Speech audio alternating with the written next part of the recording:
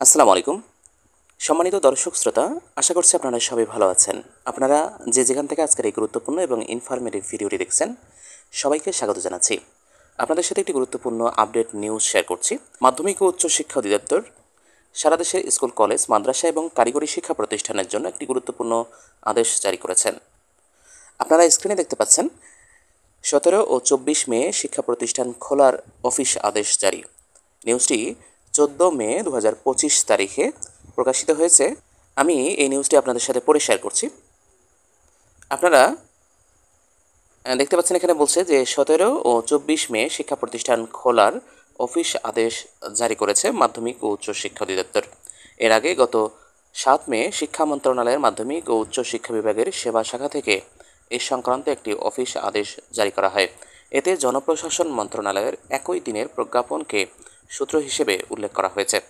শিক্ষা মন্ত্রণালয়ের সিনিয়র সহকারী সচিব জাবের মোহাম্মদ সোহাহিনের সই করা প্রজ্ঞাপনে বলা হয়েছে, ঈদুল আজহা উপলক্ষে 11 ও 12 জুন সরকারি ছুটি থাকবে। এই ছুটির সমন্বয়ে দাপ্তরিক কার্যক্রম স্বাভাবিক রাখতে 17 মে ও 24 মে শনিবার সরকারি, আধা সরকারি, স্বায়ত্তশাসিত, আধা স্বায়ত্তশাসিত এবং বেসরকারি অফিস খোলা রাখার নির্দেশ দেওয়া হয়েছে। একই সঙ্গে এসব প্রতিষ্ঠানের অধীনস্থ শিক্ষা প্রতিষ্ঠানসমূহ খোলা থাকবে।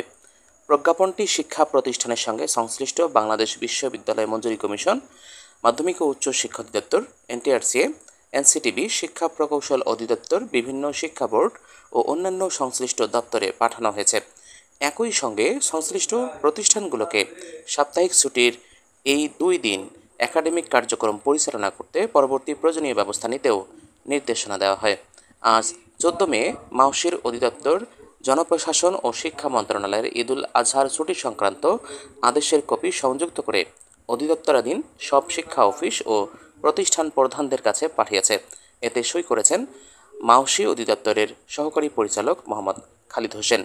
নাম অপ্রকাশে অনিচ্ছুক মাওশির এক কর্মকর্তা দৈনিক শিক্ষা.কমকে বলেন, 17 ও 24 মে স্কুল, কলেজ খোলা রাখার আদেশের খবর চাউর হলে শিক্ষকদের মধ্যে তীব্র প্রতিক্রিয়া সৃষ্টি হয়। তাই সবার কাছে খোলাসা রাখতে অধিদপ্তর সরকারের সিদ্ধান্তের খবরটি অফিস আদেশ হিসেবে জারি করেছে। এখনও ওই 2 দিন শিক্ষা প্রতিষ্ঠান খোলা রাখার বিষয়ে আর কোনো অস্পষ্টতা রইল না। সম্মানিত দর্শক, কি বলবো আসলে বলার ভাষা খুঁজে পাচ্ছি না।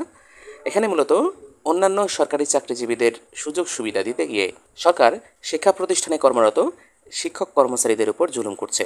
কারণ এমনিতেই শনিবারের দিন সাপ্তাহিক ছুটি হিসেবে শিক্ষা প্রতিষ্ঠানে কর্মরত শিক্ষক কর্মচারীরা ছুটি পেয়ে থাকেন। সেই সাপ্তাহিক ছুটির দিনে মাধ্যমিক ও উচ্চ শিক্ষা অধিদপ্তর থেকে শিক্ষা প্রতিষ্ঠান খোলা রাখার বিষয়ে সিদ্ধান্ত এলো। অথচ বেসরকারি শিক্ষা প্রতিষ্ঠানে কর্মরত এমপিওভুক্ত শিক্ষক কর্মচারীরা আজকে মাসের 14 তারিখ এখনও বেতন ভাতা কবে পাবেন তারা নিজেরাও জানেন না। এটা কিন্তু এই মে মাসের বেতন নয়, এটা এপ্রিল মাসের বেতন। এপ্রিল মাসের বেতন এখনও তারা পাননি, কবে পাবেন সে বিষয়েও নির্দিষ্ট করে কেউ কিছু বলতে পারছে না।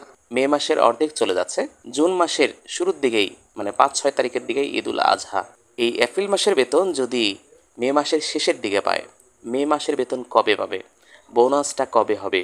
যদিও 60% বোনাস শোনা যাচ্ছে, এটাকে উন্নীত করে 50% করা হবে। হাই স্যালুকাস, আমরা জাতি হিসেবে একেবারে নিম্নতর একটা জাতি। আমরা যে মেরুদণ্ডের সাহায্যে একটা শক্ত জাতিতে পরিণত হব, সেই মেরুদণ্ডকে দুর্বল করে দিচ্ছি, সেই শিক্ষাটাকে দুর্বল করে দিচ্ছি।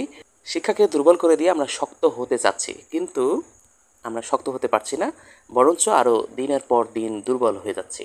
সরকার কেন জানি চাচ্ছে না এই শিক্ষা খাতকে শক্ত করার।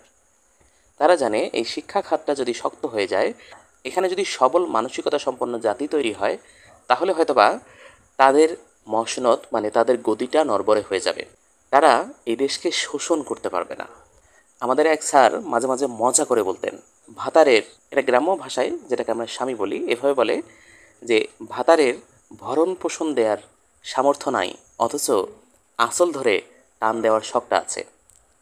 সম্মানিত দর্শক, আজকে এ পর্যন্তই। এ ধরনের নিয়মিত আপডেট পেতে চ্যানেলটি সাবস্ক্রাইব করুন এবং পাশে থাকা বেল আইকনটিকে অন করে দিন। আপনারা সবাই ভালো থাকবেন, সুস্থ থাকবেন। আল্লাহ হাফেজ।